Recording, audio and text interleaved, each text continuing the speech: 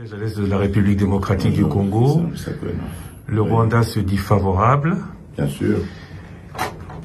Mais le président rwandais a des propos qui choquent l'opinion de la République démocratique du Congo. Qu'avez-vous à dire au fait qu'il annonce qu'il n'y a pas eu de massacre à l'Est et que, par exemple, le prix Nobel de la paix n'est qu'un instrument aux mains de ceux qui l'ont couronné?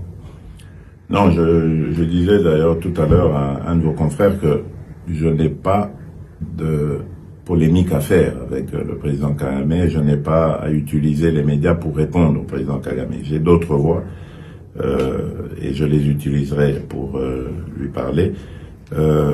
J'insiste ici sur le fait que le rapport mapping n'est pas un rapport congolais. Il est fait par des experts onusiens. C'est le rapport mapping. Nous, ce que nous avons à faire, c'est de ramener l'ordre, la sécurité et la paix à l'est du pays, de mettre fin à ce cycle de la mort de nos compatriotes et après aussi d'ouvrir une page de justice qui ira dans tous les sens, transitionnelle ou pénale, peu importe. Le but, c'est de rendre hommage à toutes ces victimes injustement abattues. Et donc, moi, je m'inscris plutôt dans la logique de la paix dans mon pays, la paix avec mes voisins, et je ne fais pas attention à ce genre de déclarations qui peut-être peuvent mettre le feu à la région, ça ne sert à rien. Donc je n'ai vraiment pas l'intention de répliquer à cela.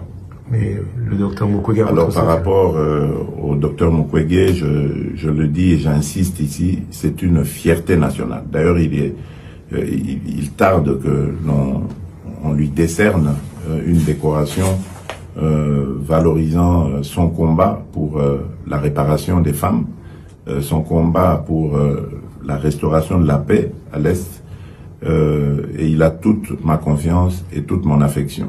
Ce n'est sûrement pas quelqu'un qu'on peut manipuler. Il est originaire de ce coin-là. Il vit là-bas, près des victimes.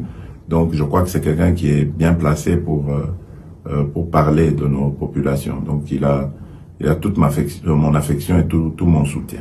L'état de siège est décrété. Nord Kivu et Ituri. Certains se posent la question pourquoi pas le Sud Kivu. Mais surtout, combien de temps, selon vous, devrait-il durer? Le plus tôt possible serait le mieux pour moi.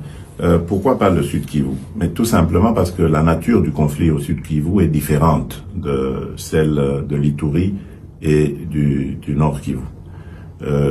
Au Nord Kivu, dans ces deux dernières, donc Nord Kivu, Ituri, il y a des groupes armés qui s'attaquent aux populations. Et ce sont parfois même des groupes armés étrangers. Tandis que du côté du Sud Kivu, ce sont des conflits communautaires.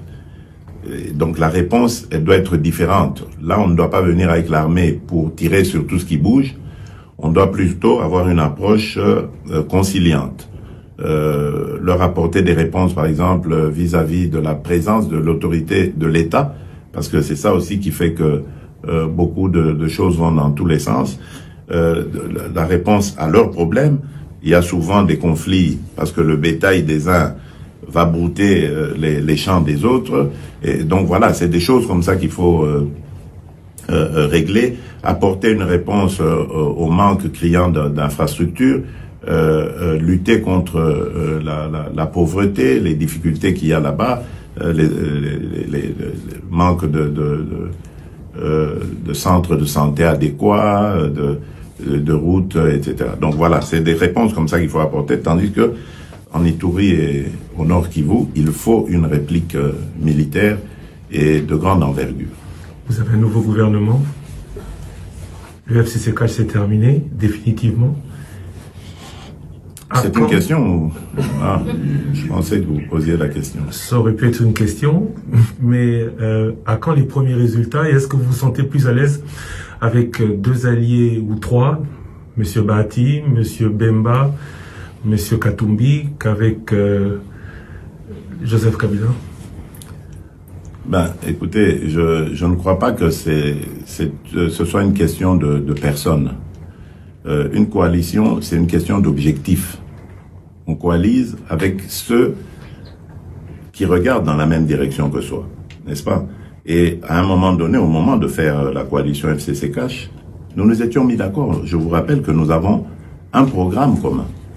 Et au moment de le dérouler, ce programme, il a commencé à y avoir des problèmes de crocs en jambes, etc. Je ne vais pas y revenir. Mais c'est ça qui a provoqué le divorce. Maintenant, nous avons de nouveaux alliés, et là aussi, nous sommes d'accord pour regarder dans la même direction. Sauf que là, c'est moi qui ai indiqué la direction. Ce n'est plus comme avant, où on était ensemble à indiquer la direction. Ici, je l'indique seul. Ceux qui m'ont rejoint sont totalement d'accord de regarder dans cette même direction et de faire un pas avec moi dans cette direction. Donc tant mieux. Et on jugera sur pièce le moment venu. Mais pour l'heure, on n'a pas à s'en plaindre. Vous êtes président de la République démocratique du Congo. Vous êtes aussi président de l'Union africaine. Les Congolais se posent la question de savoir quelle est la charge la plus importante. Les deux. Les deux, parce que une République démocratique du Congo sans l'Afrique, ça sert à rien. Et une Afrique sans la République démocratique du Congo aussi, ce serait un vide important, toute modestie gardée. Donc, je veux faire de la République démocratique du Congo un moteur de l'Afrique. Et de cette Afrique, je veux en faire le continent de l'avenir, parce qu'on le dit, mais au lieu de continuer à le dire, moi, je veux le faire. En tout cas, y contribuer. Je ne dois pas être prétentieux pour dire que je serai toujours là, mais au moins, je vais contribuer à ce que l'Afrique devienne le centre du monde. Monsieur le Président Tshisekedi, je vous remercie. Merci.